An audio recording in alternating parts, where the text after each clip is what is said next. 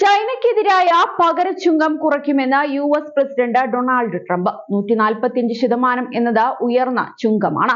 ഇനി ചൈന അത്രയും ഉയർന്ന ചുങ്കം നൽകേണ്ടി വരില്ല. എന്നാൽ പകരച്ചുങ്കം പൂർണ്ണമായും ഇല്ലാതാക്കില്ല എന്നാണ് ട്രംപ് പറഞ്ഞത്. US ചൈന വ്യാപാര യുദ്ധം കൊടുമ്പിരി കൊള്ളുന്നതിനിടയിലാണ് ട്രംപിന്റെ ഈ പ്രതികരണം. ഇരു രാജ്യങ്ങളിലും തമ്മിൽ മികച്ച വ്യാപാര കരാർ ഉണ്ടാക്കാൻ സാധിച്ചാൽ പകരച്ചുങ്കവും കുറയും. ഞങ്ങളും അവരും നല്ല രീതിയിലാണ് മുന്നോട്ടു പോകുന്നതെങ്കിൽ നോക്കാം എന്താണ് സംഭവിക്കുന്നത് എന്നാണ് ട്രംപ് പറഞ്ഞത്.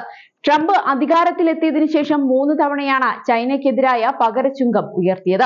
ആദ്യഘട്ടത്തിൽ ഏർപ്പെടുത്തിയ ചുങ്കത്തിനെതിരെ ചൈന പ്രതിഷേധം അറിയിച്ചതിന് തൊട്ടു പിന്നാലെ വീണ്ടും തീരുവ 104% ഉയർത്തുകയായിരുന്നു. ഇതിനിടെ മറ്റ് രാജ്യങ്ങൾക്കുമേൽ ഏർപ്പെടുത്തിയ പകരച്ചുങ്കം താൽക്കാലികമായി മരവിപ്പിക്കുകയാണെന്നും ട്രംപ് ഭരണകൂടം അറിയിച്ചിരുന്നു. എന്നാൽ ചൈനയ്ക്ക് ഇളവുണ്ടാകില്ലെന്നും 125% ചൈനയ്ക്ക് മേലുള്ള ചുങ്കം ഉയർത്തുകയാണെന്നും ട്രംപ് പറഞ്ഞു. ഇതിനുശേഷം വീണ്ടും ചുങ്കം 245% ഉയർത്തിയതായും വൈറ്റ് ഹൌസ് അറിയിച്ചു. ഇതിനിടയിൽ ചൈനയും US-ന് മറുപടി നൽകി. US-ൽ നിന്നും ഇറക്കുമതി ചെയ്യുന്ന ഉൽപ്പന്നങ്ങൾക്ക് 125% തീരുവ ഈടാക്കുമെന്ന് ചൈനീസ് കസ്റ്റംസ് താരിഫ് കമ്മീഷണറും അറിയിച്ചിരുന്നു. അതേസമയം 245% താരിഫ് ഉയർത്തിയതോടെ കടുത്ത ഭാഷയിലാണ് ചൈന പ്രതികരിച്ചത്. US കൂടുതൽ താരിഫുകൾ ചുമത്തുന്നത് തുടർന്നാൽ അത് സാമ്പത്തികമായി അർത്ഥശൂന്യമായ നടപടിയായി പോകും. മാത്രമല്ല, ലോക സമ്പദ് വ്യവസ്ഥയുടെ ചരിത്രത്തിൽ തന്നെ ഈ നീക്കം തമാശയാകുമെന്നാണ് ചൈന പറഞ്ഞത്. കഠിനാധ്വാനത്തിലൂടെയാണ് കഴിഞ്ഞ 70 വർഷമായി ചൈന വികസനം സാധ്യമാക്കുന്നത്. മറ്റൊരു രാജ്യത്തിന്റെയും കൈത്താങ്ങിലൂടെയല്ല. അതുകൊണ്ട് തന്നെ അന്യായമായ അടിച്ചമർത്തലുകളെ ഭയപ്പെടുന്നില്ല. ഇനി US ഉൽപ്പന്നങ്ങൾക്ക് ചൈനയിൽ വിപണി ഉണ്ടാകില്ലെന്നും ചൈനീസ് പ്രസിഡന്റ് ഷീ ജിൻപിങ് വ്യക്തമാക്കിയിരുന്നു. അതേസമയം തീരുവ കുറയ്ക്കുമെന്ന ട്രംപിന്റെ പ്രതികരണത്തിന് മറുപടിയുമായി ചൈനീസ് വിദേശകാര്യ മന്ത്രാലയം രംഗത്തെത്തി.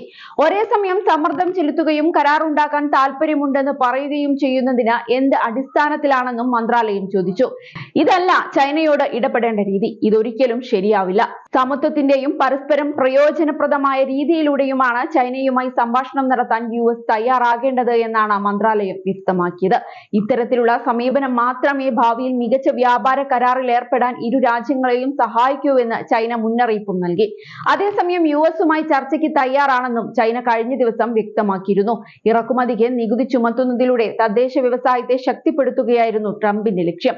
എന്നാൽ വ്യാപാര യുദ്ധം ആഗോള വിപണിയിൽ വലിയ ആഘാതമാണ് ഉണ്ടാക്കിയത്. അതേസമയം US ഫെഡറൽ റിസർവ് അധ്യക്ഷൻ ജെറോം പവലിനെ ഇപ്പോൾ പുറത്താക്കാൻ ആലോചനയില്ല എന്നാണ് ഡൊണാൾഡ് ട്രംപ് പറയുന്നത്. പലിശ നിരക്ക് കുറയ്ക്കുന്നതിൽ അദ്ദേഹം കാര്യക്ഷമമായി ഇടപെടണമെന്ന് ഞാൻ ആഗ്രഹിക്കുന്നു. നിരക്ക് കുറയ്ക്കാൻ മികച്ച സമയമാണിതെന്നാണ് ട്രംപ് പറയുന്നത്. ട്രംപിന്റെ പകരച്ചുങ്ക നടപടി പണപ്പെരുപ്പിന് കാരണമായെന്ന് പവൽ അടുത്തിടെ വിമർശിച്ചിരുന്നു. ആ സാഹചര്യത്തിൽ അദ്ദേഹത്തിനെതിരെ നടപടിയുണ്ടായേക്കുമെന്ന അഭ്യൂഹങ്ങളും ഉണ്ടായിരുന്നു.